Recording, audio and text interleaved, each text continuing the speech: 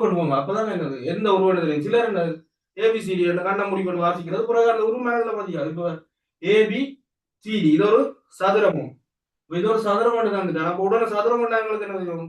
4 பக்கம் சமனா இருக்கும். அப்ப இது இந்த பக்கம் என்ன இருக்க போகுது 7, இந்த பக்கம் 7 சென்டிமீட்டர், இந்த பக்கம் 7 சென்டிமீட்டர். இது மாதிரி டாட் லைன் தான். அதை கவனிக்க வேண்டிய விஷயம். அது பிறகு பார்ப்போம்.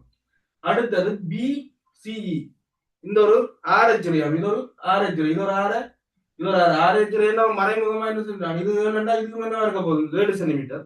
அப்ப இது 7 சென்டிமீட்டர் ஆரச்சுரியம் மறைமுகமா இது 7 சென்டிமீட்டர்னு சொல்லிட்டேன்.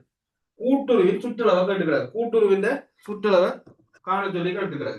கூட்டுருவின் சுற்றளவை காணலாம். முதலாக இந்த வில்லின் நீளம் காணணும். கட்டாயமா அது உங்களுக்கு தெரியும். வில்லின் நீளம் காணணும். நடுவுல போறதுக்கு சுற்றளவு காணுமா? சுற்றளவுனா என்ன? சுத்தி வர கூட்டுறது. இப்ப உங்களோட வீட்டு சுற்றளவு என்ன? சுத்தி உங்களோட பவுண்டரியை சுத்தி என்ன போட்டிருப்பீங்க? வேலி அல்லது மதில் கட்டியிருப்பீங்க. அதான் என்னது சுற்றளவா இருக்க போகுது. வேலி அல்ல உங்களோட ஸ்கூலை சுத்தி பவுண்டரி அல்ல மதில்கள் இருக்குமில்ல, சுற்று வேலியெல்லாம் போட்டிருப்பீங்க. அதான் என்னது சுற்றளவு. அப்ப இதுல சுற்றளவுக்கு எங்களுக்கு இது 7 இது 7 சென்டிமீட்டர்னு தெரியும். அப்ப இதுக்கும் 7 சென்டிமீட்டர். இது 6 இது 7 சென்டிமீட்டர். அப்ப அது 6 என்னுடைய இதுவும் என்னவா இருக்க போகுது 7 சென்டிமீட்டர். அப்ப எங்களுக்கு முதலாவது காண வேண்டியது அந்த வில்லின் நீளம். இவ்வளவு வினாக்கட்டெல்லாம் செய்யறதால சிம்பிளா செஞ்சு போவோம். முதலாவது